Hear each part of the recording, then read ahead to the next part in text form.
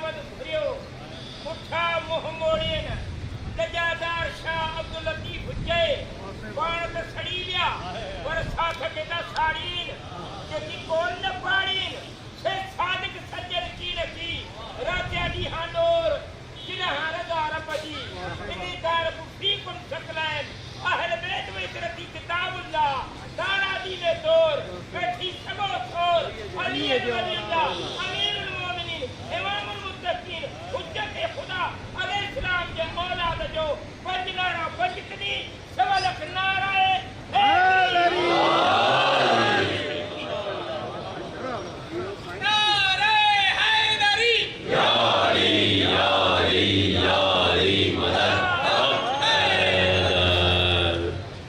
پروردگار ان جذبوں کو سلامت رکھے، اس عقیدہ ولایت کو اور حسین کی عزاداری سے اس عقیدت کو آئندہ نسلوں تک منتقل کرنے کی توفیق عطا فرمائے۔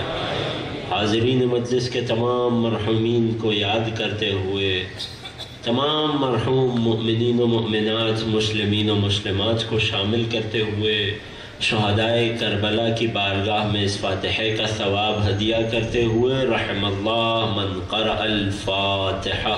بسم اللہ الرحمن الرحیم، الحمد للہ رب العالمین، الرحمن الرحیم، مالک یوم الدین، ایاک نعبد و ایاک نستعین، اہدنا الصراط المستقیم، صراط الذین انعمت علیہم غیر المغضوب علیہم ولا الضالین۔ اللہم صل علی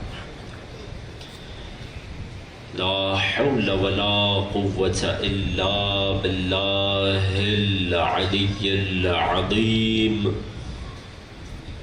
أعوذ بالله السميع العليم من الشيطان اللعين الرجيم، بسم الله الرحمن الرحيم، الحمد لله الذي خلقنا في أمة الذي فاز رتبته إلى قاب قوسين،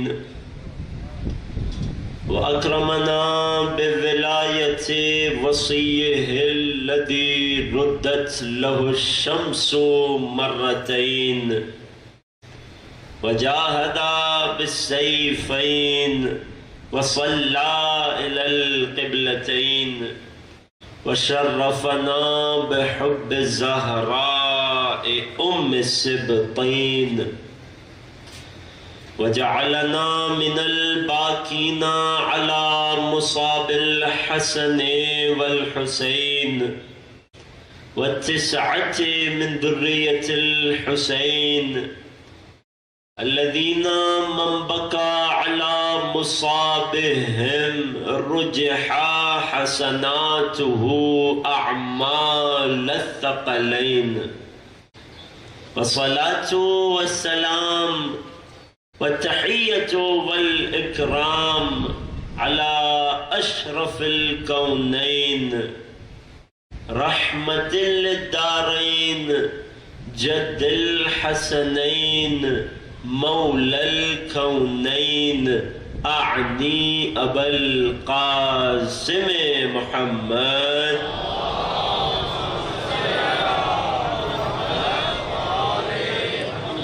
وعلى أهل بيته الأطيبين الأطهرين، رحمة الله على محبيهم، ولعنة الله على أعدائهم، ومنكري فضائلهم، وغاصبي حقوقهم أجمعين.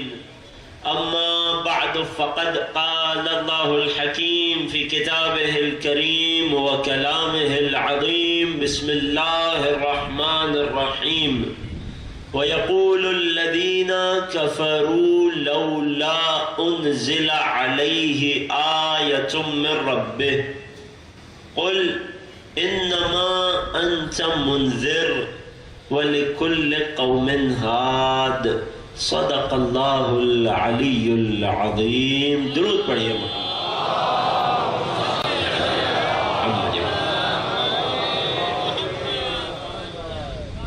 اعزان گرامی، محبان آل اطہار، عزاداران سید و سردار آقا حسین، آپ تمام کی خدمت میں سلام علیکم ورحمۃ اللہ۔ پروردگار کا ہم پر مسلسل یہ احسان رہا کہ اس برس بھی گزشتہ سالوں کی طرح اس نے ہمیں شہ کی عزاداری منانے کی توفیق عطا فرمائی، رسول اور آل رسول کی یاد منانے کا شرف عطا کیا۔ اس توفیق پر خدا کا جس قدر شکر ادا کریں وہ کم ہے، بس اس خاطر کہ یہ توفیق جاری و ساری رہے، نسلوں میں منتقل ہوتی رہے، یہ عزاداری اسی طرح سینہ در سینہ چلتی رہے، یہ ولایت اسی طرح دلوں سے دلوں میں منتقل ہوتی رہے۔ تمام عزاداروں کی سلامتی کے لیے، حاجات کی قبولیت کے لیے ابتدا سے آخر تک مل کر ایک درود پڑھ دیجئے۔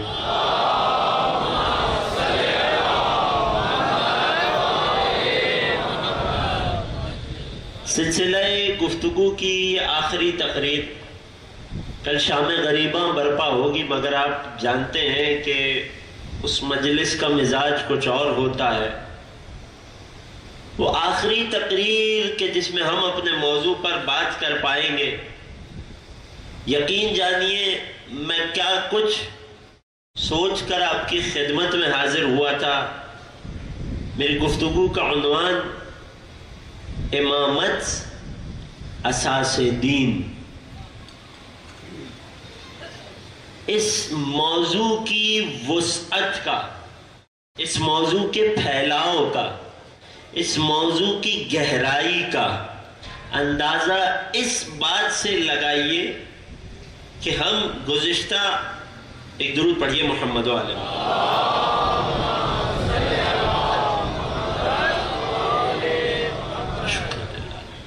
ہم گزشتہ 9 دنوں سے مسلسل بلا ناغہ بغیر فاصلے کے امامت کے موضوع پر قرآن اور عقل سے گفتگو پیش کر رہے ہیں، مگر جو آیہ شریفہ اس حقیر نے اس موضوع کے لیے سرنامہ کلام مقرر کی تھی، آج تک مجھے وہ فرصت، وہ موقع، وہ منزل نہ ملی کہ جہاں اس سرنامہ کلام کی آیت کو آپ کی خدمت میں پیش کروں۔ آج بحالت مجبوری اپنی سرنامہ کلام کی آیت سے ہی میں بات کا آغاز کرنا چاہوں گا۔ اس بات سے ہی اس موضوع کے، امامت کے موضوع کی وسعتوں کا اندازہ لگائیے، اور کیوں کر یہ موضوع اتنا وسیع و عریض نہ ہو کہ یہ موضوع اس کی امامت سے شروع ہوتا ہے کہ جس کے بارے میں رسالت مآب فرماتے نظر آئے کہ اے علی، اگر تمام سمندر سیاہی بن جائیں، اگر تمام درختوں کی لکڑیاں قلم بن جائیں، اور تمام جن و انس لکھنے والے بن جائیں، یہ آسمان صفحات بن جائیں، یہ سب کائنات کے سارے وسائل کو جمع کر کے اے علی آپ کے فضائل لکھنا شروع کریں تو یہ سب تھک جائیں گے، مگر کتنے لکھ پائیں گے؟ لما کتبوا من فضلک الا عشر عشیر میں اشعار، اے علی آپ کے فضائل کے 10ویں کا 10واں حصہ یہ سب لکھ پائیں گے۔ یعنی کیا؟ یہ کائنات جمع ہو جائے اور اس ایک ہدف پر جمع ہو جائے، پوری کائنات ایک مرکز اور ایک ہدف پہ آ جائے کہ ہم سب علی کے فضائل لکھیں گے، تب بھی یہ سب مل کر علی کے فضائل کا 1% بھی نہیں لکھ سکیں گے۔ ارے اس علی کے فضائل، اس علی کی امامت کو کیسے احاطہ کیا جائے؟ رسول فرما رہے ہیں اگر تمام علی کے فضائل لکھنے پر جمع ہو جائیں، ارے اس دنیا کے اکثر انسان علی کے فضائل کو چھپانے پر جمع ہوئے، تب جا کر بھی علی کے اتنے فضائل ہم تک پہنچ گئے۔ یہ امامت کا موضوع اس علی کی امامت سے شروع ہوتا ہے۔ کیسے ممکن تھا میرے جیسے حقیر کے لیے، کم علم کے لیے، کہ اس موضوع کو 10 دن کی گفتگو میں سمیٹ سکوں؟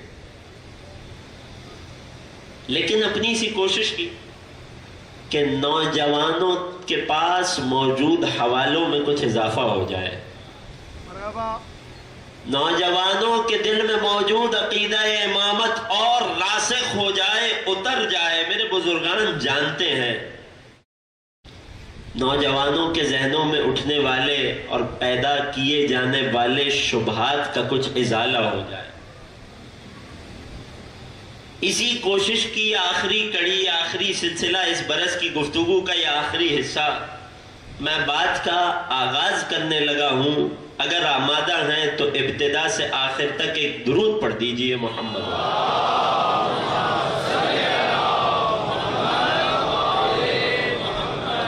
نہیں عزیزوں، محمد و آل محمد کے شایان شان ایک صلوات ہدیہ کیجئے۔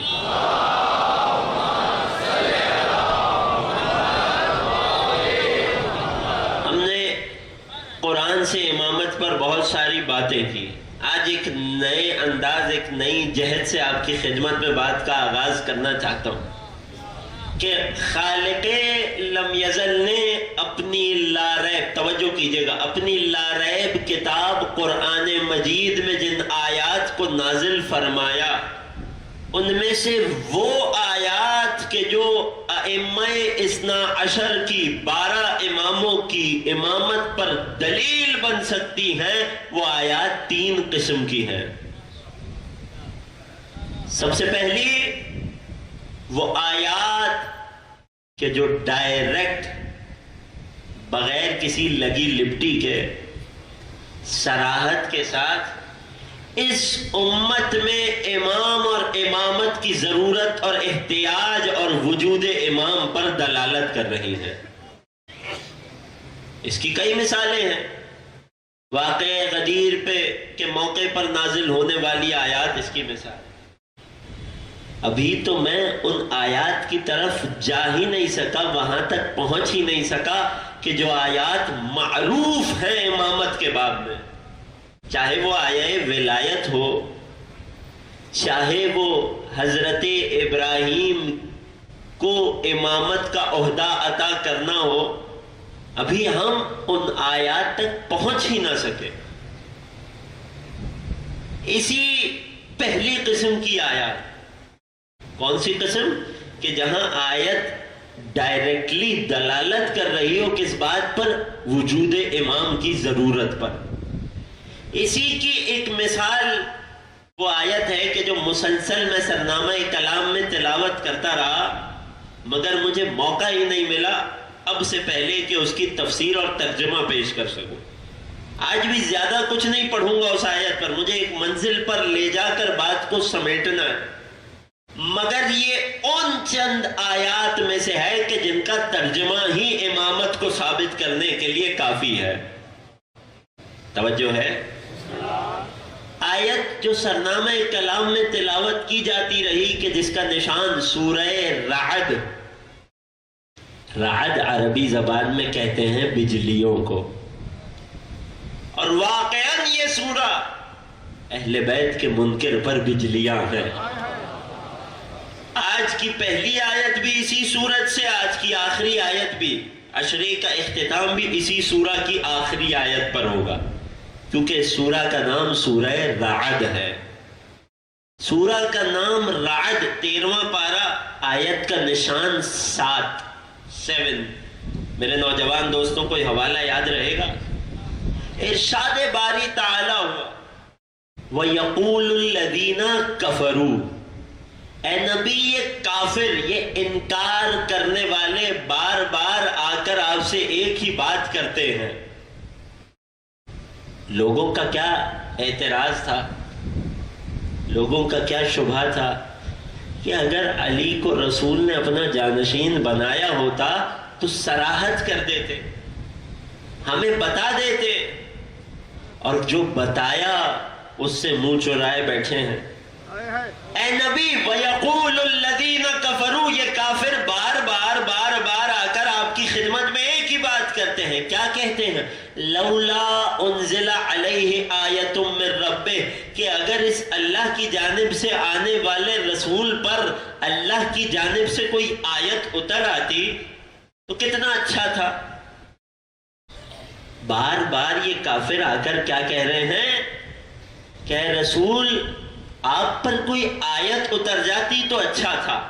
رسول انہیں بار بار قرآن سنا رہے ہیں مگر یہ بضد ہیں کہ رسول پر کوئی آیت اتر جاتی. یہ آیت کی ابتدا ہے، یہ کب سمجھ آئے گی؟ جب آیت کی انتہا کو سمجھیں گے.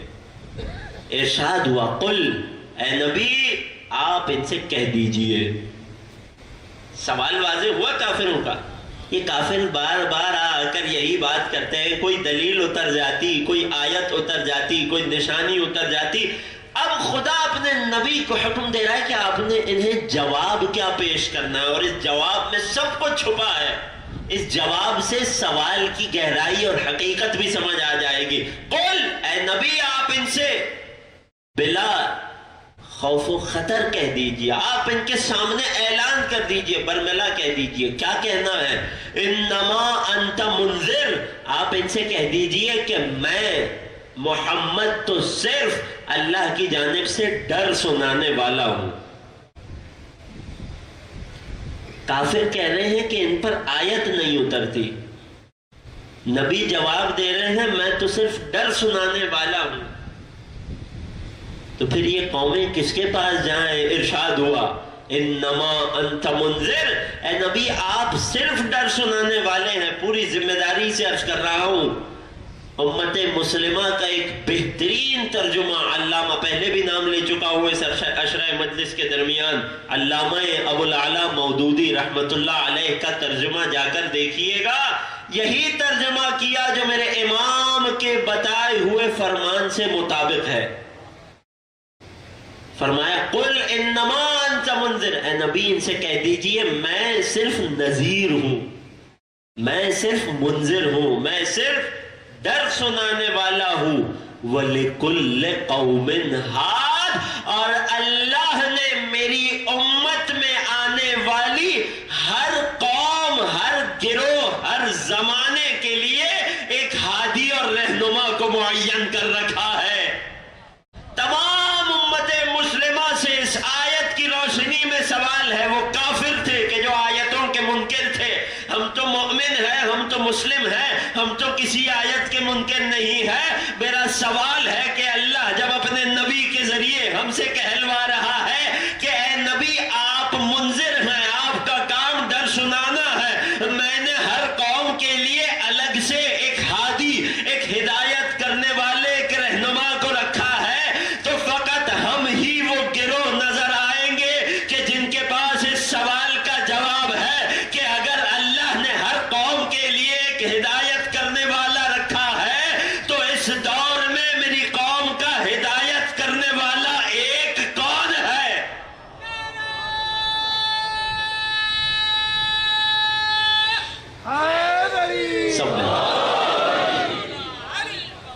وَلِكُلِّ قَوْمٍ هَادٍ، اے نبی آپ ڈر سنانے والے ہیں.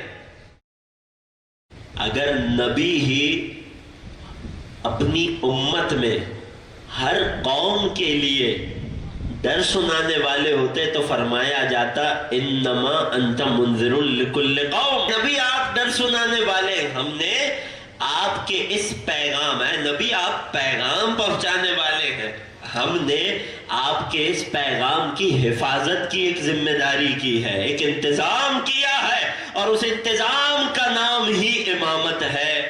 وَلِكُلِّ قَوْمٍ هَادٍ، آپ ڈر سنا دیجئے، آپ آیتیں پہنچا دیجئے. اللہ نے ہر قوم کے لیے، ہر قوم، ہر گروہ کے لیے ایک ہادی اور رہنما کو رکھا ہے. اس آیت کا ایک اشارہ اور ایک تقاضا یہ ہے کہ جس خدا نے منذر کو بنایا ہے، منذر کو معین کیا ہے، وہی ہادی کو بھی معین کرے گا. یہ کیسے ممکن ہے کہ ایک الہی عہدہ کہ جس کا تذکرہ آیت میں ہو وہ خدا کی جانب سے منتخب کیا جائے اور دوسرے عہدے کے لیے امت آپس میں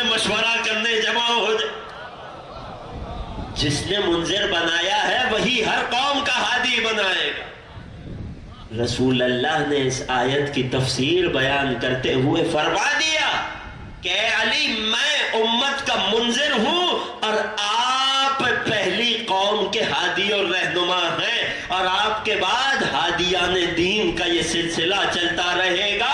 علی کے بعد حسن آئیں گے، ان کے بعد حسین آئیں گے، پھر علی زین العابدین، محمد باقر و جعفر صادق و موسی کاظم سے علی ابن موسی الرضا و محمد تقی جواد، علی نقی و حسن عسکری تک بات آئے گی، یہاں تک کہ آخری قوم کے جس کا سلسلہ قیامت تک جاری رہے گا، وہ آخری امام کے جو آخری قوم کا ہادی اور رہنما ہوگا وہ کون ہوگا؟ نبی بتلا گئے کہ جس کا نام میرے نام پر ہوگا، جس کی کنیت میری کنیت پر ہوگی، جو میری بیٹی فاطمہ کی آل میں سے ہوگا، اور فاطمہ کی آل میں بھی نسل حسن میں نہیں، آل حسین میں ہوگا۔ آل حسین میں کون ہوگا؟ حسین کا نواں بیٹا ہوگا کہ جسے قائم المنتظر کہہ کر یاد کیا جائے۔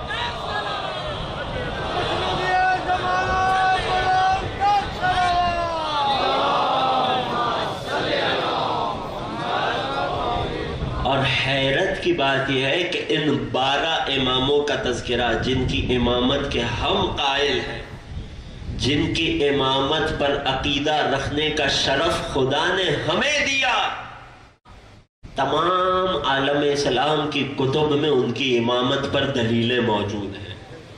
اللہ اکبر۔ بس جب خدا نے انہیں بنا دیا تو ان کے علاوہ ہمیں کسی اور کی کیا ضرورت ہے؟ بس یہی دلیل ہے امامت کے ان 12 میں منحصر ہونے پر کہ اگر کوئی 13واں بھی امامت کے لائق ہوتا تو خدا ضرور اس کا نام بھی شامل کر دے۔ ایک درود پڑھ دیجئے محمد والا۔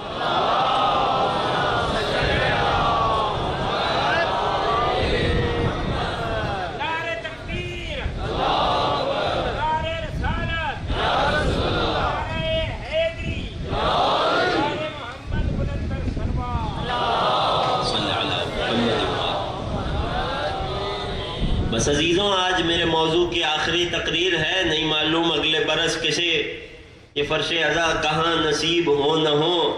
آج آخری تقریر ہے، مجھے اجازت دیجئے گا کہ میں گھڑی دیکھ کر نہ پڑھوں، چہرے دیکھ کر پیش کرتا چلا۔ قرآن کی وہ آیات کہ جو امامت پر، ائمہ کی 12 اماموں کی امامت پر اور ان کی رسول کے بعد بلا فصل جانشینی و خلافت پر دلیل ہیں، ان آیات کی 3 قسمیں ہیں، جن میں سے پہلی قسم وہ آیات کہ جو ڈائریکٹ اس امت میں امامت کی ضرورت پر دلالت کرتی ہیں۔ اس کی ایک مثال میں نے آپ کی خدمت میں پیش کر دی، سورہ کا نام رعد، بجلیاں، یاد رکھیے گا میرا نوجوان۔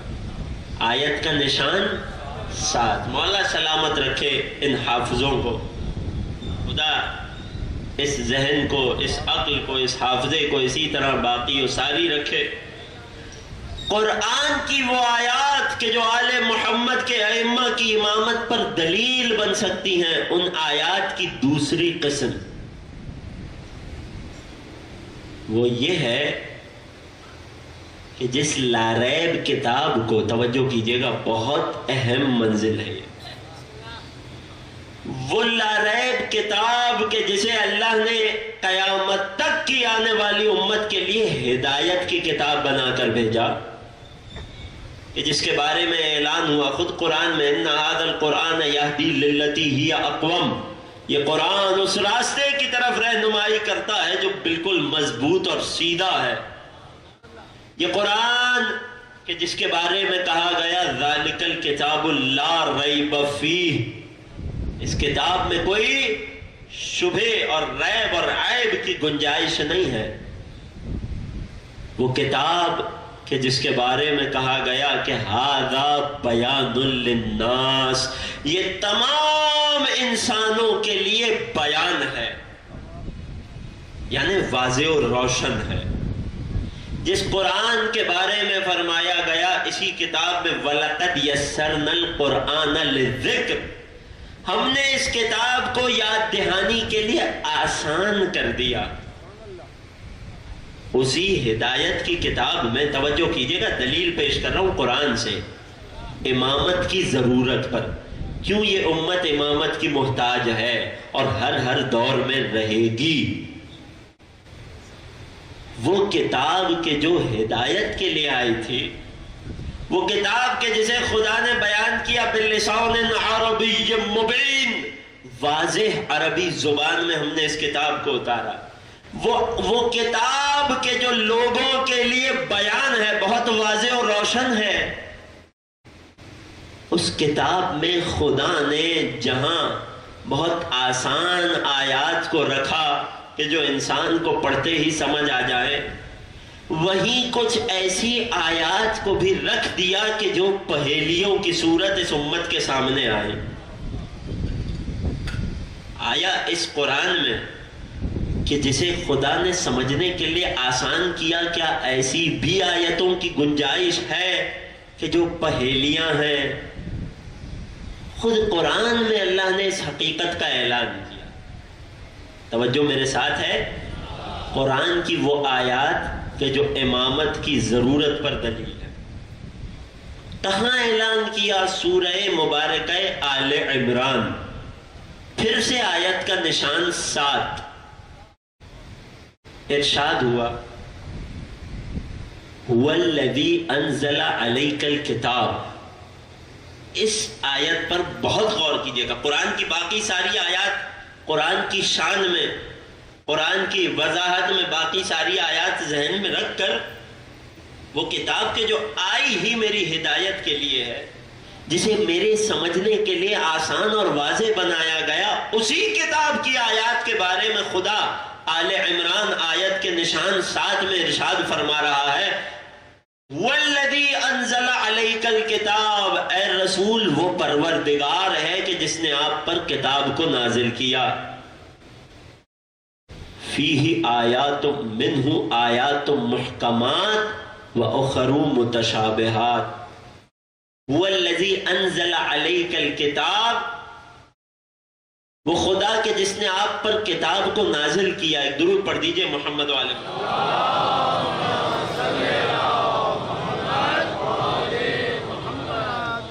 وہ خدا کے جس نے آپ پر کتاب کو نازل کیا، کہ جس کتاب میں پروردگار نے 2 طرح کی آیتوں کو رکھا.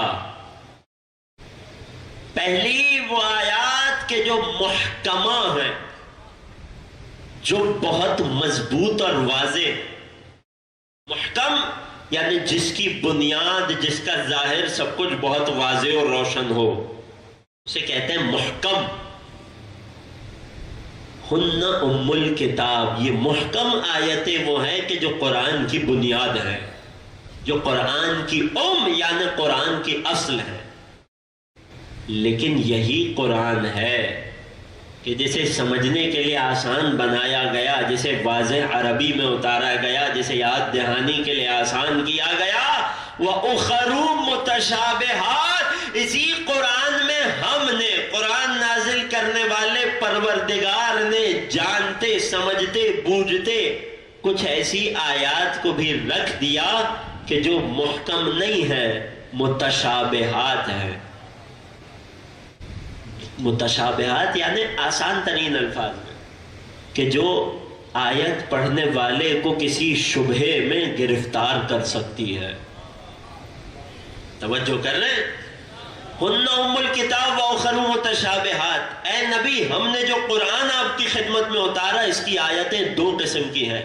پہلی محکمات ہیں، دوسری متشابہات ہیں. محکم وہ کہ جو ہر کسی کے سمجھنے کے لیے آسان ہو، متشابہ وہ کہ جو بغیر رہنما کے سمجھنے والے کو گمراہی میں مبتلا کر دے، شبہے میں ڈال دے.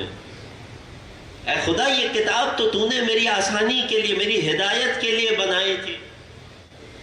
فَأَمَّا الَّذِينَ فِي قُلُوبِهِمْ زَيْغٌ. بس جن لوگوں کے دل میں عیب ہے، چور ہے، وہ کیا کرتے ہیں؟ یتبعون ما تشابہ منہ، اس قرآن کی ان آیتوں پر عمل کرتے ہیں کہ جو آیات متشابہ ہیں، محکم نشانیوں کو چھوڑتے ہیں، متشابہ آیات پر عمل کرتے ہیں، واضح آیات کو چھوڑ کر مبہم مجمل آیتوں پر جاتے ہیں۔ کیوں؟ ابتغاء الفتنتے، تاکہ امت میں فتنے کو پیدا کر سکے۔ اے خدا تیری کتاب لا ریب ہے، اس امتی کی ہدایت کے لیے آئی ہے، تیری محکم آیتیں وہ کہ جو میں سمجھ پاؤں، متشابہ آیات وہ کہ جو مبہم ہوں، میں اپنی ناقص عقل سے ان کی حقیقت کو نہ پہنچ پاؤں، تو میں قرآن کی ان آیات کو کیسے سمجھوں؟ ارشاد ہوا وَمَا يَعْلَمُ تَأْوِيلَهُ إِلَّا اللَّهُ، کہ ان متشابہ مبہم آیات کی تعویل کو، چھپے ہوئے معنی کو، حقیقت کو کوئی نہیں جانتا سوائے اللہ کے۔ اے خدا میں تجھ سے آ کر کیسے معلوم کروں؟ آواز آئی آیت کو مکمل پڑھ لیا جائے۔ دو ایسے گروہ ہیں یا دو ایسی ہستیاں ہیں کہ جو آیات متشابہات کا علم رکھتی ہے، جو مبہم آیتوں کے راز، ان کی تعویل، ان کے باطنی معنی، ان کی حقیقت سے واقف ہے۔ کون؟ وَمَا يَعْلَمُ تَأْوِيلَهُ إِلَّا اللَّهُ، پہلے کون؟ اللہ، کہ جو ان آیات کی باطنی حقیقت سے واقف ہے۔ وَالرَّاسِخُونَ فِي الْعِلْمِ، اور اس کائنات میں اللہ کی مخلوقات میں کچھ ایسے ہیں کہ جو علم کی گہرائی میں اترے ہوئے ہیں، وہ بھی ان آیات کی تعویل و حقیقت کو جانتے ہیں۔ ان راسخون فی العلم، علم میں اترے ہوئے، علم میں گڑھے ہوئے، کہ جن کے قدم علم کی گہرائی تک پہنچتے ہوں، ان کی صفت کیا ہے؟ یقولون آمنا بہ، ان کے لبوں پر ہر وقت یہ بات ہوتی ہے کہ ہم خدا پر ایمان رکھتے ہیں۔ قل، اے نبی کہہ دیجئے، کل من عندنا، یہ سب کا سب، یہ سارا قرآن، چاہے آیات محکم ہو یا چاہے متشابہ یعنی مجمل ہو، یہ سب کا سب ہماری جانب سے ہے۔ وَمَا يَتَذَكَّرُ إِلَّا أُولُو الْأَلْبَابِ، اور اس اشارے کو سوائے سمجھدار لوگوں کے اور کوئی نہیں سمجھے گا۔ جو میرے اشاروں کو سمجھ گیا، ایک درود پڑھ دیجئے محمد۔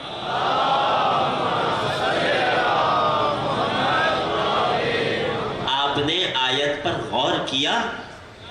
توجہ ہے؟ آخر میں بیٹھے ہوئے افراد پریشان تو نہیں ہے؟ سورہ آل عمران آیت کا نشان پھر 7۔ اب جب اللہ نے اپنی اس واضح اور روشن کتاب میں یہ بتا دیا کہ ہماری کتاب میں دو قسم کی آیتیں ہیں، ایک محکم اور واضح، دوسری متشابہ۔ محکم وہ کہ جنہیں ہر کوئی عربی جاننے والا، عقل و فہم رکھنے والا سمجھ سکتا ہے۔ متشابہ وہ کہ جسے یا اللہ جانے یا اللہ کے کچھ خاص بندے جانے۔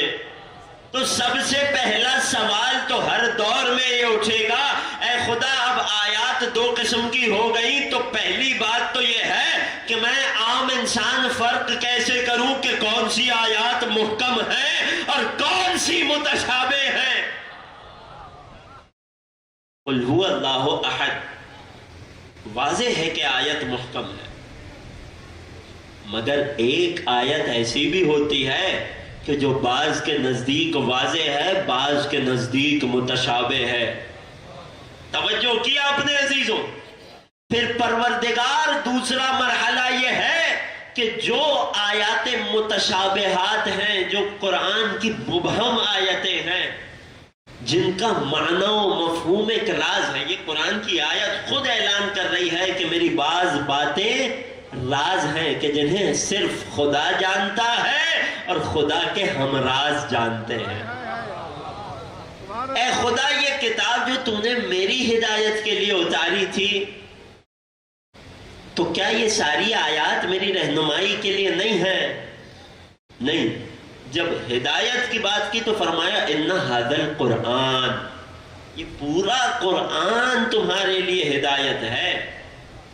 تو اے خدا، پھر متشابہ آیات سے میں کیسے سے مبہم آیات سے میرے نوجوان دوستوں کے لیے محکم اور متشابہ کا فرق واضح ہو گیا؟ وہ آیت کے جس کے معنی و مفہوم واضح ہوں اسے محکم کہتے ہیں، کہ جس کے معنی میں ابہام پایا جاتا ہو، شک و شبہ پایا جاتا ہو، یعنی جس کا مقصود واضح نہ ہو، اسے مبہم اور متشابہ کہتے ہیں۔ بات واضح ہو گئی؟ اے خدا میں اس متشابہ آیت سے ہدایت کیسے پاؤں؟ سب سے پہلی بات اور منزل یہ، توجہ کیجئے گا، اب نتیجہ حوالے کر رہا ہوں۔ قرآن میں خود فقط متشابہ آیات کا ہونا ہی امامت کی ضرورت پر دلیل ہے۔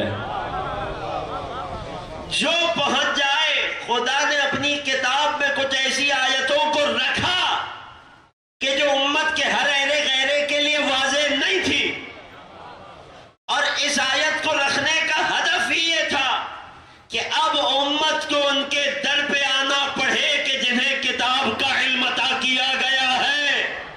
خود قرآن میں متشابہ آیت کا ہونا ہی امت کی سب سے بڑی ہدایت ہے کہ اے امت مصطفیٰ، تنہا قرآن کافی نہیں ہے۔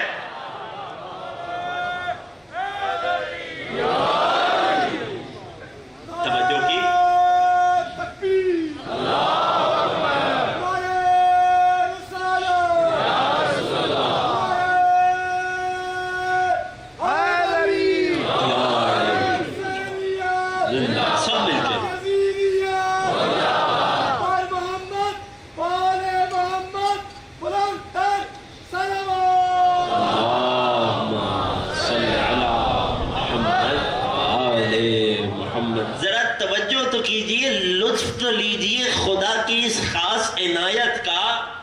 کہ ایک طرف مسلمان پریشان ہیں کہ خدارا تیری کتاب ہے، میں نے ہدایت کے لیے کھولی، مگر اس میں مبہم آیتیں ہیں۔ خود اس کی آیت کہہ رہی ہے کہ اس میں مبہم آیتیں ہیں کہ جن کا مقصود واضح نہیں ہے، مگر وہ آیات کے جو اپنے مقصود میں مبہم ہیں، اپنے معنی میں متشابہ ہیں، وہ اس بات پر بہت واضح دلیل ہے کہ اس قرآن کو سکھانے والا کوئی معلم قرآن ہر دور میں چاہیے۔ جب تک قرآن ہدایت کی کتاب ہے تب تک ایک معلم قرآن ضروری ہے۔ یہ آیت کے جو اپنے معنی میں مبہم ہے، اس بات پر بہت واضح دلیل ہے۔ یہ ہے اس قرآن کا ایک معجزہ، اور پھر اس امت نے خود اس بات کو محسوس کیا، درک کیا، تاریخ نے اس بات کو نقل کیا بارہا، چاہے پہلے علی کا دور ہو، چاہے 11ویں علی کا دور ہو، ہر جگہ جہاں قرآن کی کسی آیت کے معنی میں امت پریشان ہوئی، در آل محمد پہ آ گئی۔ کل کچھ واقعات پیش کیے تھے کہ جو پہلے علی کے تھے، آج ایک واقعہ پیش کرتا ہوں کہ جو نوے علی کی سیرت میں، میرے اور آپ کے نوے سرکار امام محمد تقی جواد علیہ السلام، اگر اس کتاب میں مبہم آیتیں نہ ہوتی تو امت شاید کبھی در اہل بیت کا رخ نہ کرتی۔ خدا نے اپنی لا ریب کتاب میں مبہم آیتیں رکھ کر امت کو مجبور کیا کہ امامت کے دروازے پہ آئیں۔ مامون رشید کا دور ہے، ایک چور کو دربار میں لایا گیا کہ جس کی چوری پر 2 عادل گواہ موجود تھے، اب اسے اسلامی قانون کے مطابق سزا ملنی تھی۔ بظاہر تو یہ امت مسلمہ قرآن کی تلاوت کرتی گئی، ہر بار ایک آیت سامنے آتی گئی، بظاہر تو اپنے آپ میں ابتدا میں بہت واضح تھی، السارق والسارقۃ فاقطعوا ایدیہما۔ میں متشابہ آیت کی ایک مثال دے رہا ہوں، وہ آیت کہ جس کا مقصود حقیقی ایک عام انسان کے لیے واضح نہیں ہے، یا خدا جانے یا وہ کہ جنہیں خطاب نے کتاب کا علم دیا، وہ کون ہے؟ میں اسی پر بات کا اختتام کروں۔ آخری آیت ابھی مجھے آپ کی خدمت میں پیش کرنی ہے امامت پر، توجہ ہے؟ السارق والسارقۃ فاقطعوا ایدیہما۔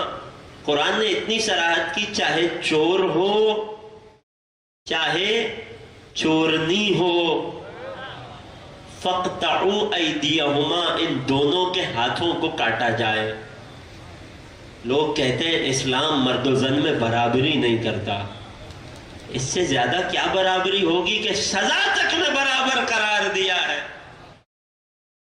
توجہ کیجئے گا، السارق والسارقۃ فاقطعوا ایدیہما، تمام فقہائے اسلام کی خدمت میں، تمام امت مسلمہ کی خدمت میں یہ تنہا آیت لمحہ فکریہ ہے امامت تک پہنچنے کے لیے۔ چور اور چورنی کی سزا یہ ہے کہ ان دونوں کے ہاتھ کاٹ دو۔ کتنی واضح آیت ہے، اپنے آپ میں بہت واضح ہے۔ یہ بہت واضح رہی، جب تک یہ واضح رہی مسلمان اپنے آپ کو، امت اپنے آپ کو امامت سے بے نیاز سمجھتی رہی۔ مگر جب مأمون کے دربار میں ایک چور کو لایا گیا، اس کی چوری ثابت ہو گئی، تو اب کسی فتویٰ دینے والے نے آیت پڑھ دی، چور اور چورنی کے ہاتھ کاٹے جائیں۔ یہاں ایک بحث چھڑ گئی، یہ بھی ہاتھ ہے، یہ بھی ہاتھ ہے، یہ بھی ہاتھ ہے، یہ بھی ہاتھ ہے۔ جب خدا نے قرآن میں کہا چور اور چورنی کے ہاتھ کاٹو تو کہاں سے کاٹو؟ اللہ اکبر، آیا فقط انگلیوں سے کاٹو، آیا کلاہی سے کاٹو، کوہنیوں سے کاٹو، یا ہاتھ بازوؤں سے کاٹ دو؟ کہیں سے بھی کاٹ دیجئے، ہاتھ کا کٹنا اس پر ضرور صادق آئے گا۔ تو یہ ہے پورا ہاتھ، کہاں سے کاٹا جائے؟ خدا نے کیا چاہا ہے، اس کی حدود کیا ہیں، اس کی مراد کیا ہے، اس کا حکم کیا ہے؟ فقہائے اسلام میں بحث چھڑ گئی، کوئی بات کر رہا ہے، کوئی بات کر رہا ہے۔ ہمیشہ کی طرح جب امت کو اطمینان نصیب نہ ہوا تو در امامت پہ آ گئے۔ مامون نے ایک اعلان جاری کیا کہ رسول اور رسالت کے، یہ میرے الفاظ ہیں، رسول اور رسالت کے حقیقی وارث، کتاب کے حقیقی معلم اور وارث رضا کے لال محمد تقی کو بلایا جائے۔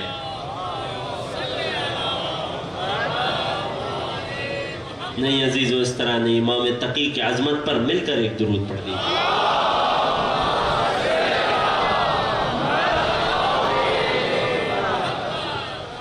وہ مسئلہ کہ جس پر بڑی طولانی بحث ہو چکی تھی مگر نتیجہ حاصل نہیں ہوا تھا، میرے نوے امام تشریف لائے، کیا ماجرا ہے؟ کہا اے فرزند رسول آپ ہی بتائیے، یہ مشکل ہے، کہاں سے ہاتھ کاٹا جائے؟ قرآن کی اس آیت کی حقیقت ہم نہیں سمجھ پا رہے۔ امام نے ایک لمحے میں اتنی طویل بحثیں ایک طرف، ایک لمحے میں امام نے قرآن کی ایک اور آیت کو پڑھ کے مسئلہ حل کر دیا۔ کل کا واقعہ یاد ہے نا؟ اپنے بابا اپنے جد علی کی سیرت پر عمل کرتے ہوئے علی کی مانند نوے علی نے ایک آیت اور پڑھی اور اس مبہم اور متشابہ آیت کو ایک محکم آیت سے سہارا دے دیا۔ اللہ اکبر! فرمایا کہ قرآن میں اللہ کا حکم ہے وَأَنَّ الْمَسَاجِدَ لِلَّهِ، کہ تمام اعضائے سجدہ اللہ کے لیے ہیں۔ ایک آیت پڑھی فقط مولانا نے، یہ امت کئی بار اس آیت کو پڑھ چکی تھی، وہ جو تمام مفتیان بیٹھے تھے کئی بار اس آیت کو پڑھ چکے تھے، مگر وہ جسے علم کتاب دیا گیا ہو وہ جانتا ہے کہ کس آیت کا تعلق کس آیت سے جڑ سکتا ہے، وہ جانتا ہے کہ کون سی محکم آیت متشابہ آیت کی تفسیر بنے گی۔ وَأَنَّ الْمَسَاجِدَ لِلَّهِ، اعضائے سجدہ اللہ کے لیے ہیں۔ اعضائے سجدہ کتنے ہیں؟ 7 ہیں، خدا سلامت رکھے نوجوانوں کو۔ کون کون سے؟ پیشانی، ہاتھ نہیں، دونوں ہاتھوں کی ہتھیلیاں، دونوں پیروں کے گھٹنے اور دونوں پیروں کے انگوٹھوں کے سرے، یہ 7 اعضائے سجدہ ہیں۔ فرمایا ان میں 2 اعضاء ہتھیلیاں ہیں۔ اللہ قرآن میں فرما رہا ہے وَأَنَّ الْمَسَاجِدَ لِلَّهِ، اعضائے سجدہ اللہ کے لیے ہیں۔ جو اللہ کے لیے ہو اسے نہیں کاٹا جاتا، لہذا اس چور کے ہاتھ کو انگلیوں سے کاٹا جائے۔ اللہ اکبر۔ قیامت تک کی امت مسلمہ کے لیے ایک متشابہ آیت امام تقی جواد کے علم کی روشنی میں محکم بن گئی۔ یہ کب ہو سکتا ہے؟ یہ کیوں ہوا؟ کیونکہ قرآن میں متشابہ آیت تھی، اور وہ آیت چیخ چیخ کر اس بات کا اعلان کر رہی تھی کہ مجھے سمجھنے کے لیے تنہا میں کافی نہیں ہوں، کسی میرے ہم پلہ کی ضرورت ہے، کسی ناطق کتاب کی ضرورت ہے۔ یہ ہے قرآن کی آیات کی دوسری قسم کہ جن کا قرآن میں ہونا امامت کے وجود کو ہر دور میں ضروری قرار دیتا ہے، کہ جب تک قرآن میں متشابہ آیتیں ہیں، مبہم آیتیں ہیں، اللہ کے نظام پر فرض ہے، اس کی ہدایت کے قانون میں یہ لازم ہے کہ جب تک ہدایت کی کتاب ہے کوئی ہدایت دینے والا، اس کتاب کو سمجھانے والا بھی موجود ہو۔ اگر بات پہنچ گئی تو ابتدا سے آخر تک ایک درود پڑھ دیجیے۔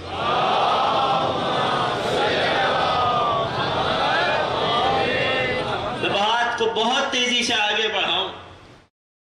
قرآن میں امامت پر دلیل بننے والی وہ تیسری آیات کا وہ تیسرا گروہ، توجہ ہے، یہ وہ گروہ ہے کہ جہاں اللہ نے مثال دیتے ہوئے سابقہ نبیوں کے اوصیاء کے واقعات نقل کیے کہ اے امت محمدی ان سابقہ انبیاء کے وصیوں کے اوصیاء کے واقعات پڑھتے چلے جاؤ اور خود یہ سمجھتے چلے جاؤ کہ رسول کا وصی کم از کم اس پائے کا ہوگا،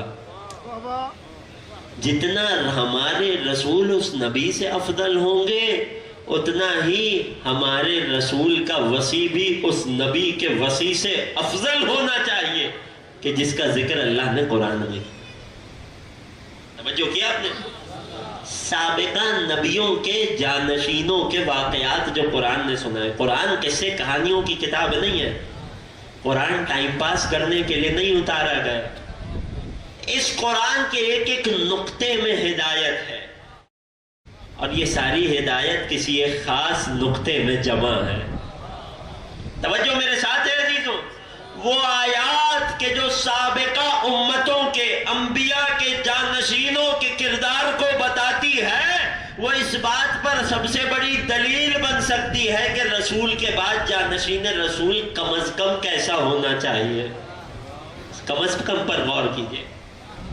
میں زیادہ تفصیلی مثالیں نہیں دوں گا، کئی انبیاء کے جانشینوں کا تذکرہ ہوا، داؤد کے جانشین طالوت کا تذکرہ ہوا، موسیٰ کے جانشین ہارون کا تذکرہ ہوا، انبیاء کے جانشین ذوالقرنین کا تذکرہ ہوا، خضر کا تذکرہ ہوا، اور ایک تذکرہ ہوا سلیمان کے وصی۔ اللہ اکبر۔ توجہ میرے ساتھ ہے، میں زیادہ تفصیل میں سارے واقعات نہیں پہنچاؤں گا، ایک ایک واقعے میں علی کی امامت پر بہت واضح دلیل ہے، مگر میں فقط ایک واقعہ، قرآن کی ایک آیت، ایک نبی کے وصی پر آیت، اور اس کے ضمن میں وہ آیت کہ جو علی کی شان اور فضیلت میں اتری، وہ آیت کہ جب امام معصوم سے سوال کیا گیا کہ علی کی شان میں سب سے بڑی آیت کون سی ہے، قرآن میں علی کی سب سے بڑی فضیلت کون سی ہے، تو معصوم نے اسی آیت کی طرف اشارہ کیا۔ جو کل کی مجلس میں موجود تھے، میرا وعدہ یاد ہے نا، قرآن سے علی کی سب سے بڑی فضیلت آج سنا کر بات کو ختم کروں۔ بسم اللہ۔ قرآن میں سورہ مبارکہ نمل میں، نمل کہتے ہیں چونٹی کو، اس صورت میں جہاں نبی اللہ سلیمان کے تفصیلی واقعے کو ذکر کیا گیا، وہیں سلیمان کے وصی و جانشین آصف برقیہ کے واقعے کو تفصیل سے لکھا گیا۔ بڑی لطیف آیت ہے کہ جب سلیمان نے بلقیس کو خط لکھ دیا، ایمان لے آؤ یا جنگ کے لیے تیار ہو جاؤ، کہ جب بلقیس کو اپنے پاس اپنے ملک میں دعوت دی تو ایک بار دعوت تو دے دی، اپنے درباریوں کو مخاطب کیا۔ سلیمان نبی وہ کہ جنہیں اللہ نے چرند پرند جن و بشر ہواؤں تک پہ حکومت و سلطنت دی تھی، اور قرآن میں تذکرہ بھی کیا۔ کیوں؟ کیونکہ کل کو جب آل محمد میں سے کوئی اس سلطنت کا، اس ولایت کا، اس اقتدار کا اظہار کرتا نظر آئے تو امت شک میں نہ پڑ جائے۔ توجہ کر رہے ہیں؟ سلیمان نے اپنے درباریوں کو مخاطب کر کے پوچھا، دربار میں انسان بھی ہیں، جنات بھی ہیں، فرشتے بھی ہیں، حیوان بھی ہیں، پرندے بھی ہیں۔ یا ایھا الملأ، اے میرے درباریوں، ایکم، تم میں سے کون ہے، یأتینی بعرشہا، جو تخت بلقیس میرے پاس حاضر کر دے، قبل ان یأتونی مسلمین، اس سے پہلے کہ خود ملکہ بلقیس ملک سبا سے میری مملکت میں پہنچ جائے، میرے محل میں پہنچ جائے، تم میں سے کون ہے؟ قرآن نے خاص اہتمام کیا اس واقعے اور اس مکالمے کا۔ توجہ میرے ساتھ ہے عزیزوں؟ علی کی شان آپ کی خدمت میں پیش کرنے لگا ہوں، پوری توجہ اور پورے حوصلے کے ساتھ ایک درود پڑھ دیجئے علی کی عظمت۔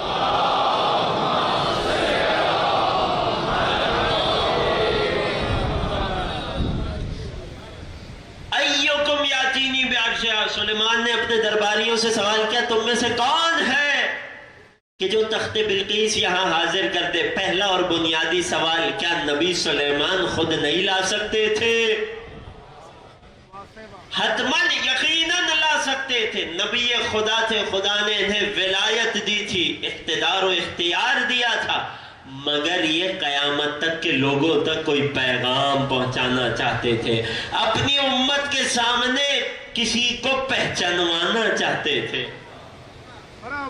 یوں کہیے کہ نبی اللہ سلیمان کے محل میں سلیمان کے زمانے کا غدیر ہو رہا تھا، جو پہنچ جائے۔ ایکم یاتینی بعرشہا، تم میں سے کون ہے جو بلقیس کا تخت لے آئے؟ قرآن نے، کہ جس میں ایک لفظ بھی اضافی نہیں ہو سکتا، ایک مرحلہ نقل کیا، قال عفریت من الجن، جنوں کی قوم میں عفریت کے جو بڑے جن، طاقتور جن، دیو ہیکل جن ہوا کرتے ہیں، وہ کھڑا ہوا، کسی عام جن کے بس کی بات نہیں تھی۔ قال عفریت من الجن، عفریت نام نہیں ہے، جنوں کی ایک قسم ہے، جنوں میں بھی عفریت کھڑا ہوا۔ انا آتی کبھی، اے نبی خدا میں آپ کی خدمت میں حاضر کروں گا۔ کتنی دیر میں لائے گا؟ یہاں لمحہ لمحہ قیمتی ہے، کتنی دیر میں حاضر کرے گا؟ کہنے لگا قبل ان تقوم من مقامک، اس سے پہلے کہ آپ اپنی جگہ سے بلند ہو جائیں میں تخت کو حاضر کر دوں گا، میں بہت طاقتور ہوں، انی علیہ لقوی امین، میں اس بات پر بہت طاقتور بھی ہوں، امانت دار بھی ہوں۔ اسے اپنی طاقت پر گھمنڈ تھا، سلیمان اسے اس کی اوقات یاد دلانا چاہتے۔ اے نبی سلیمان میں بہت طاقتور ہوں، قرآن نے اس کے لفظ کو یوں ہی لکھا، انی علیہ لقوی، میں بہت طاقتور ہوں اس بات پر۔ آپ اپنی جگہ سے اٹھے، میں اس سے پہلے کئی 100 میل کے فاصلے سے تخت بلقیس حاضر کر دوں گا۔ سلیمان نے مسکرا کر کہا، یہ تو بہت دیر ہے،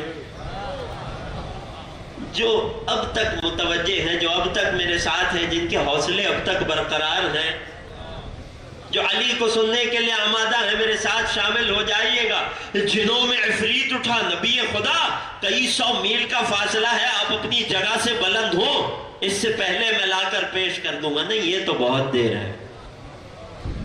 اب قرآن نے نام نہیں لیا، اللہ اکبر۔ لوگ کہتے ہیں قرآن نے علی کا نام کیوں نہیں لیا؟ کیونکہ قرآن نام لینے کے لیے نہیں آیا، قرآن اوصاف بیان کرنے کے لیے آیا ہے۔ ارے نام تو قیامت تک کوئی بھی کچھ بھی رکھ سکتا ہے، وہ صفات کہاں سے لاؤ گے کہ جو قرآن نے نقل کی ہے؟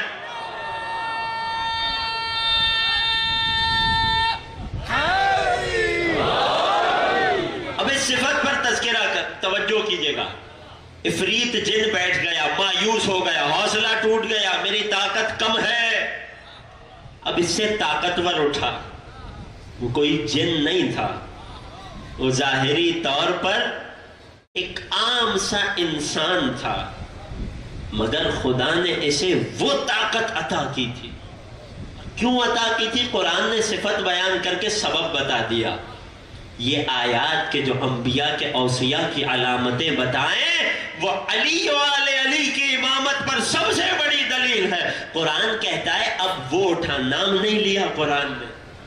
قال الذی، اب دربار میں اس نے کہا، عندہ، کہ جس کے پاس علم من الکتاب، کتاب خدا کا علم نہیں تھا، کتاب میں سے کچھ کا علم تھا. جو متوجہ ہو، قال الذی عنده علم من الکتاب، اب وہ اٹھا کہ جس کے پاس، جسے خدا نے کتاب میں سے کچھ کا علم عطا کیا تھا. کیوں؟ کیونکہ یہ سلیمان کا وسیع و جانشین تھا کہ جس کے نبی کو ہی کچھ کا علم ملا ہو، اس کے وسیع کو بھی کچھ کا علم ملتا ہے. وہ جس کے نبی کو پورا علم دیا گیا ہو، وہاں وسیع تک بھی پورا علم جاتا ہے. میں قرآن سے دلیل پیش کروں گا، آپ نے پریشان نہیں ہونا. قال الذی، علماء مفسرین نے لکھا، سلیمان چاہتے تو دربار میں تخت خود بھی حاضر کر دیتے. سلیمان کے لیے کوئی بڑی بات نہیں تھی، مگر سلیمان چاہتے یہ تھے کہ اپنے درباریوں، اپنے حواریوں، اپنے صحابیوں کے درمیان اپنے جانشین کا تعارف کرا دیں. یہ بالکل ویسے ہی ہے کہ جیسے اگر رسول چاہتے تو خود بھی در خیبر اکھاڑ سکتے تھے.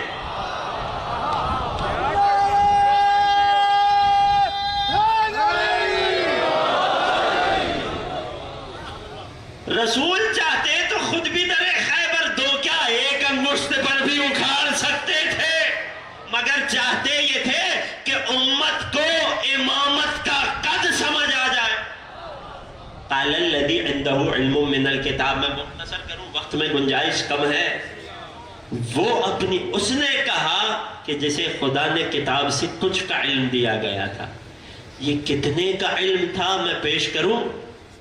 چھٹے امام صادق آل محمد، امام جعفر صادق، صحابی نے سوال کیا، مولا قرآن نے یہ تو بتا دیا کتاب میں سے کچھ کا علم ہے، یہ کچھ کتنا تھا؟ کتنا اہم سوال ہے عزیزوں، میں قربان ہو جاؤں اس سوال پر. کتاب میں کسی کو ایک حرف کا بھی علم ہو جائے، یہ کتاب میں کچھ کا علم ہے. اور کسی کو پوری کتاب کا علم ہو سوائے کسی ایک آیت کے، یہ بھی کتاب میں کچھ کا علم ہے.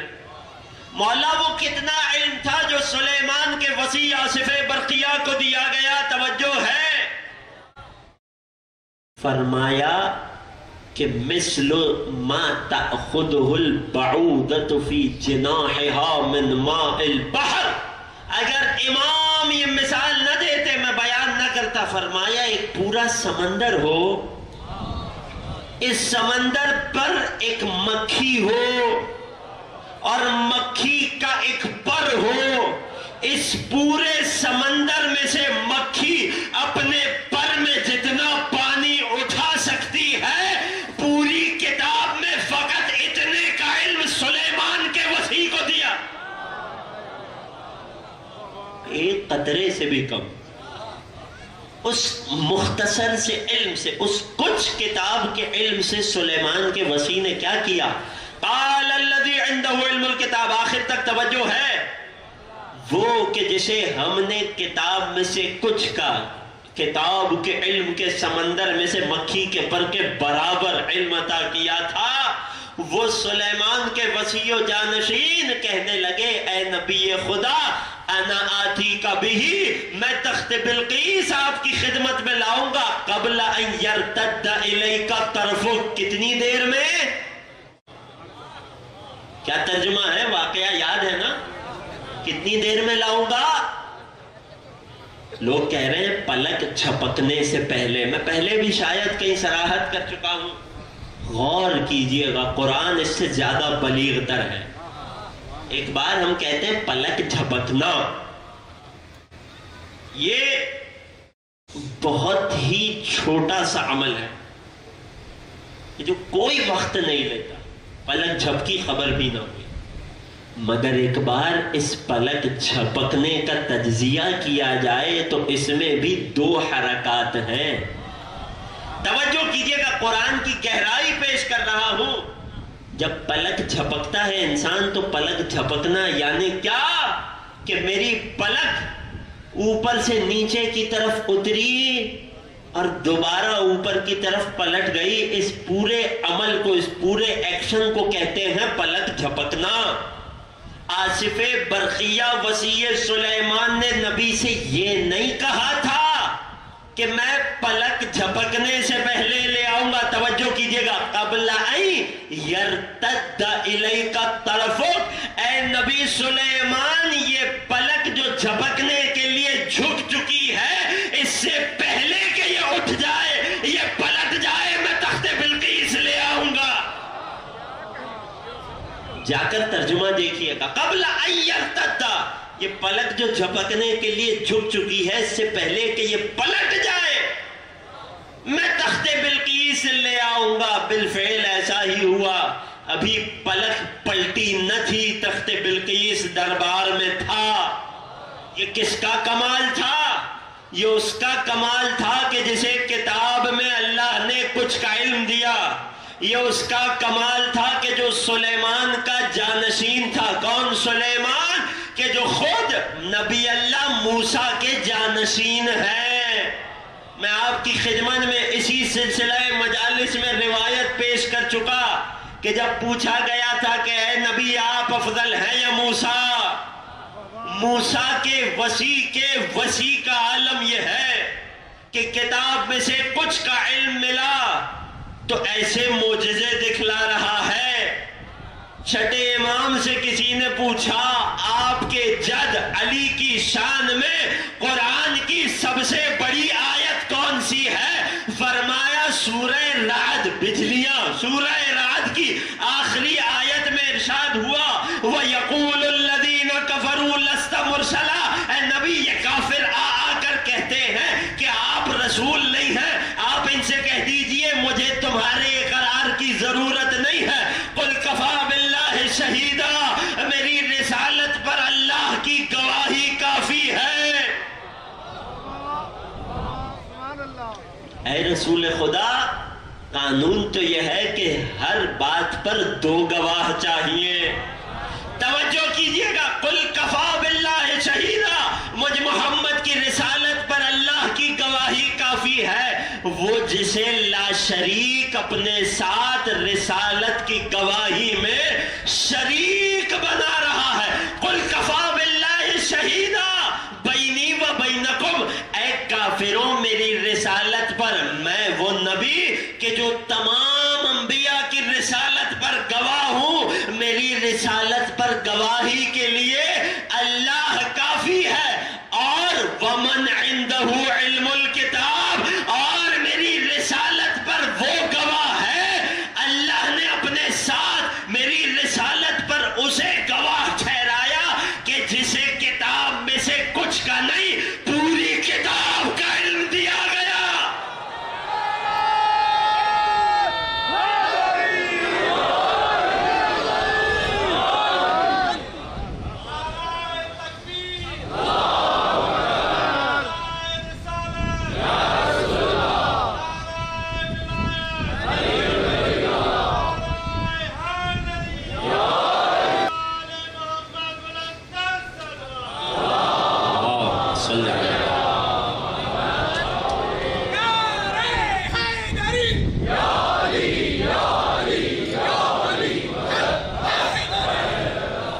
محسوس کیا عزیزوں، وَمَنْ عِنْدَهُ عِلْمُ الْكِتَابِ، من الکتاب نہیں، اب خدا من کے تکلف میں نہیں پڑا، وہ جس کے پاس الکتاب یعنی مکمل کتاب کا علم ہے۔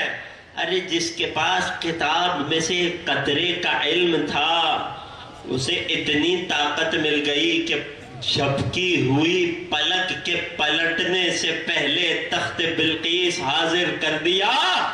وہ جسے پوری کتاب کا علم دیا گیا ہو، اگر وہ سورج کو پلٹا کر وقت کی رفتار کو پیچھے کر دے،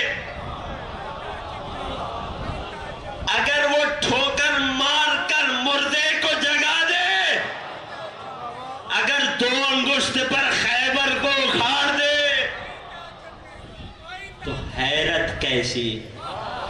یہ وہ آیت ہے جو علی کی شان میں قرآن کی سب سے بڑی آیت ہے، کہ جس آیت میں علی کو 2 بہت بڑے رتبے ملے، جن رتبوں میں علی کے ساتھ انسانوں میں، مخلوقات میں کوئی شریک نہیں ہے. دونوں مرتبے ایسے ہیں کہ جس میں تنہا خالق ہے، یا اس کی مخلوق میں محمد مصطفیٰ ہیں یا علی مرتضیٰ. پہلا رتبہ کہ جس پر یا خدا فائز ہے، آیت کے ذیل میں پڑھ رہا ہوں، یا خدا نے اپنے فضل سے علی کو فائز کیا. وہ کیا ہے کہ کائنات کے سب سے بڑے نبی کی رسالت پر گواہی. گواہی وہ دے سکتا ہے کہ جس نے آنکھوں سے دیکھا. رسول کے جو اس وقت بھی نبی تھے کہ جب آدم آب و گل کے درمیان تھے، مجھے نہیں معلوم کہ انہیں اللہ نے کب رسالت عطا کی تھی، مگر اتنا ضرور معلوم ہے کہ اس وقت بھی گواہی دینے کے لیے علی مرتضیٰ. دوسرا رتبہ علی وہ کہ جسے خدا نے پوری کتاب کا علم عطا کیا، اور کتنی جگہ اس علم کا اظہار ہوا. بس عزیزوں، اس عشرے کی گفتگو یہاں تمام ہوئی. جتنے مطالب اس محدود وقت میں پیش کر سکتا تھا علی و آل علی کی عظمت پر، ان کی امامت پر، وہ آپ کی خدمت میں پیش کر دیے. کسی قسم کی کمی کوتاہی رہ گئی ہو آپ کی خدمت میں تو معافی اور دعا کا طلبگار. آج علی جیسے عالم الکتاب کے ایک ایسے ششماہے پوتے کا ذکر کرنا ہے کہ جو ظاہری طور پر تو انتہائی کم سن ہے، مگر رتبے میں خدا نے اسے باب الحوائج بنا کر عباس کے برابر کر دیا. عزیزوں، چند جملے مصائب کے پڑھوں گا، جتنی طاقت ہے اور جتنا وقت میں گنجائش ہے. شب عاشور آ گئی. آج وہ رات تھی کہ ہر ماں اپنے اپنے خیمے میں اپنی اولاد کو حسین پر قربانی کے لیے تیار کر رہی تھی. ہاں، مگر ایک خیمہ ایسا تھا کہ جس میں موجود ماں تڑپ رہی تھی کہ میری ایک بیٹی ہے کہ جو 4 برس کی ہے، ایک بیٹا ہے مگر فقط 6 ماہ کا ہے، ابھی گھٹنیوں بھی نہیں چلا، میں حسین پر کیا قربان کروں گے. یہ واحد وہ خیمہ تھا کہ جس میں شب عاشور کوئی شہید تیار نہیں ہو رہا، مگر خدا کو کچھ اور ہی منظور تھا. جب سارے شہداء چلے گئے، حسین تن و تنہا رہ گئے. چند جملے پڑھوں گا. شب عاشور ہے، مجھے یقین ہے کہ رونے کے لیے نام علی اصغر ہی کافی ہے. اجرکم علی اللہ. اولاد والے بیٹھے ہو، خدا تمہاری گودیوں کو سلامت رکھے، خدا تمہاری اولاد کو محفوظ رکھے. جن کے گھر میں کم سن بچے ہوں، خدا ان بچوں کے جھولوں کو آباد رکھے. خدا کم سن بچوں کی ماؤں کی گودیاں ہری رکھے. حسین تنہا رہ گئے، سب قتل ہو گئے. ایک مرتبہ آواز دی حل من ناصر ینصرنا اجرکم علی اللہ. میں بڑی سکون و اطمینان سے پڑھوں گا, رونے میں بخل نہ کیجیے گا. پھر کہہ رہا ہوں شب عاشور آ گئی.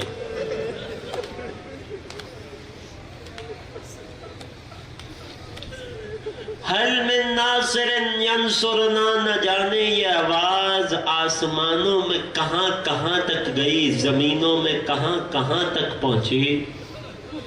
مگر اتنا ضرور علم ہے کہ اس آواز کو سن کر کسی شیرخوار نے خود کو جھولے سے گرا لیا.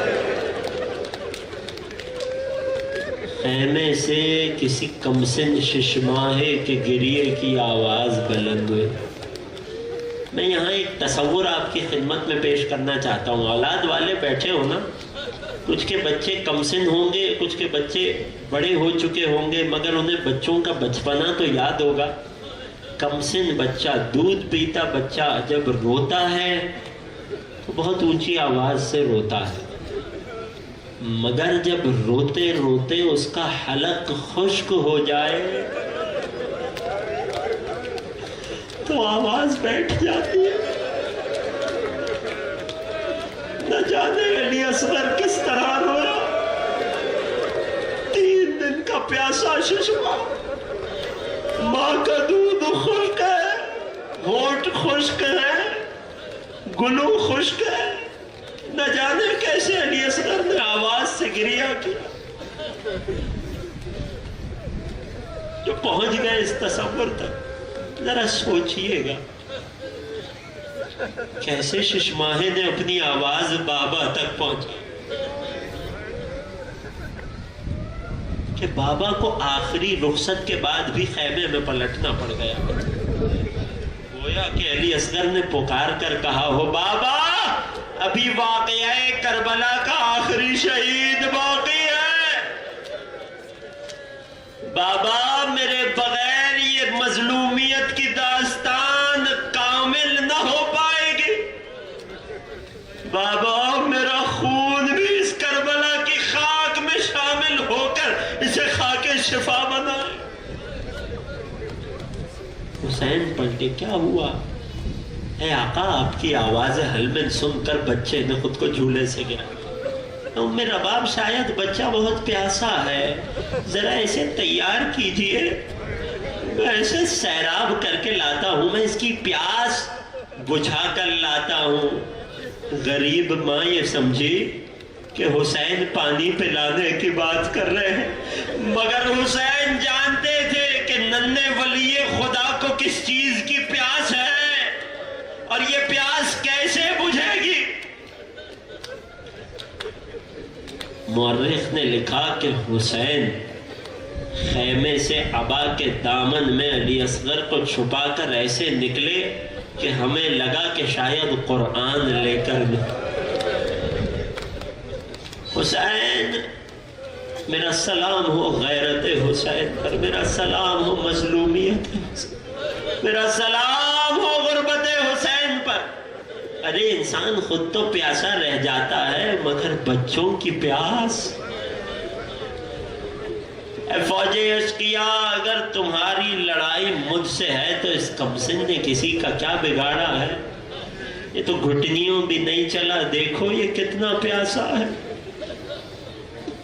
جب کسی نے جواب نہیں دیا, اب یہ جملہ میں آپ کے حوالے کروں گا, جو جیسے چاہے اس جملے کے ساتھ انصاف کرے. جب کسی نے جواب تک نہ دیا تو حسین نے علی اصغر کو خاک کربلا پہ رکھا اور فوج اشقیاء سے ایک جملہ فرمایا.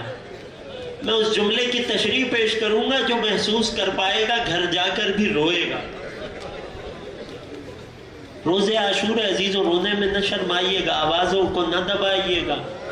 فرمایا الا ترون ھذا الطفل الرضیع کیف یتلذذ. اے فوج اشقیاء, کیا دیکھتے نہیں ہو یہ شیرخوار بچہ کس طرح تلذی کر رہا ہے. جسے یہ تلذی سمجھ آئے خدا کی قسم غربت علی اصغر سمجھ. میں آپ کی خدمت میں سے ایک لفظ کو سمجھا کر آپ کی زحمتوں کو تمام کر دوں گا. کیا دیکھتے نہیں ہو کیسے تلذی کر رہا ہے؟ جانتے ہیں تلذی کیا ہوتی ہے؟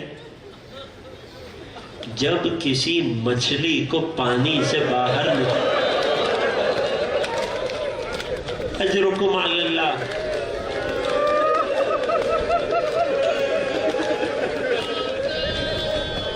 نہیں عزیزوں، یقین کیجئے آپ جہاں تک تصور کر رہے ہیں آپ تلذی کی حقیقت تک نہیں پہنچے. آپ غربت علی اصغر تک نہیں پہنچے. آپ کے تصور نے تو ابھی ابتدا کی ہے. مچھلی کو جب پانی سے باہر نکالا جائے تو پیاس کی شدت سے اپنے بدن کو تڑپاتی ہے. پورے بدن کو کبھی دائیں پٹکتی ہے کبھی بائیں پٹکتی ہے. یہ مچھلی کا تڑپنا ہے. مگر ایک وقت آتا ہے کہ جب مچھلی کے بدن میں تڑپنے کی طاقت نہیں رہتی. اب یہ مچھلی پیاس کا اعلان کیسے کرتی ہے جانتے ہو؟ فقط اپنے منہ کو زمین پر دائیں بائیں پٹکتی ہے. اجرکم علی اللہ. اب اس میں بدن کو تڑپانے کی طاقت نہیں رہتی، فقط چہرے کو دائیں بائیں کرتی جاتی. مگر جب مچھلی کی موت انتہائی قریب ہو جائے، جب مچھلی کا آخری وقت آ جائے، جب مچھلی میں اپنے چہرے کو حرکت دینے کی طاقت بھی ختم، تو اب موت سے کچھ لمحوں پہلے مچھلی پیاس کی شدت کا اعلان ایسے کرتی ہے کہ بس اپنا منہ کھولتی ہے بند کرتی ہے، منہ کھولتی ہے بند کرتی ہے. اس کیفیت کو عرب میں تلذی کہتے ہیں. ارے ہرملہ تیر نہ بھی جلاتا تو اصغر پیاس کی شدت سے جلے.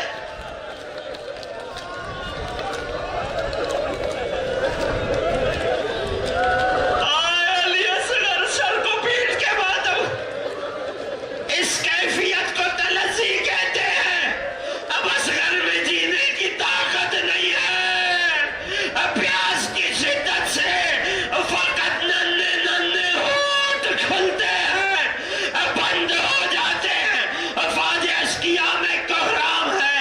لعین نے آواز دی، حرملہ اقطع کلام الحسین. حسین کی بات کو کاٹ دے، ایک تیر سے شعبہ چڑھا. علی اصغر کی طرف چلا. مقتل کے جملے ہیں، افضو بحد طفلو من العزن الى العزن. استشماها ایک کان سے دوسرے کان تک سے.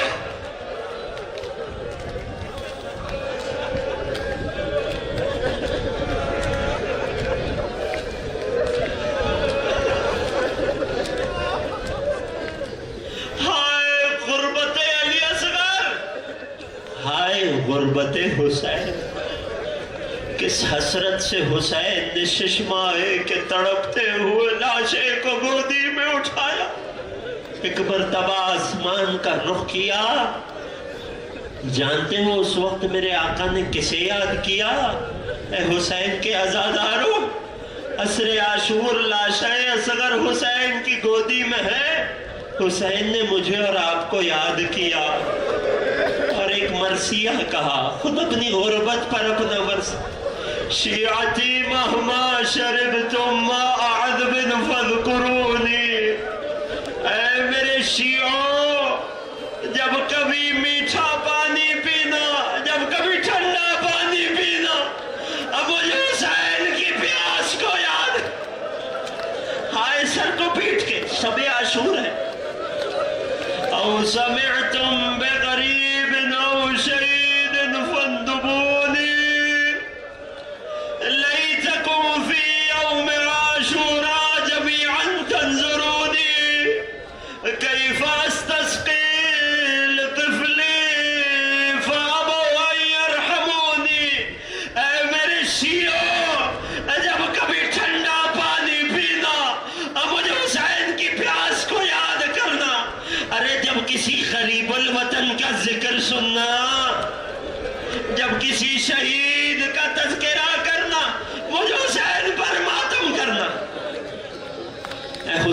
شیعوں عزاداروں حسین کی حسرت جانتے ہو؟ کاش، فرماتے کاش تم روز عاشور کربلا میں ہوتے، اپنے آقا کی غربت دیکھتے، کیسے میں ششمائے کے لیے پانی مانگ۔ آج جب سبیل حسین پہ جا کر پانی پینا، حسین کی غربت کے اس جملے کو یاد کرنا، ارے کیسے میں ششمائے کے لیے پانی مانگ رہا تھا مگر لعینوں نے رحم نہ کیا۔ آخری جملے سے متے تمام، حسین نہ جانے کس دل کے ساتھ اصغر کو ہوا کے دامن میں چھپا کر خیمے میں لے گئے۔ سکینہ دوڑ کر آئی، قدموں سے لپٹ گئی، بابا بھیا کو پانی پلا لا۔ سکینہ یاد نہ آئی، کچھ کہہ نہ سکے حسین، ابا کے دامن کو لاش اصغر سے اٹھایا۔ ام رباب پر سکتہ طاری ہوا، غریبہ ماں، دکھیاری ماں نے بس ایک جملہ کہا، اور اس ایک جملے میں ام رباب کی ساری غربت سمٹ آئی۔ سر کو پیٹ کے، سینے کو پیٹ کر ماتم کرنا۔ ارے دکھیاری ماں نے جب ششمائے کے لاشے کو دیکھا تو فقط ایک سوال کیا، اب مثلو کا ینحر،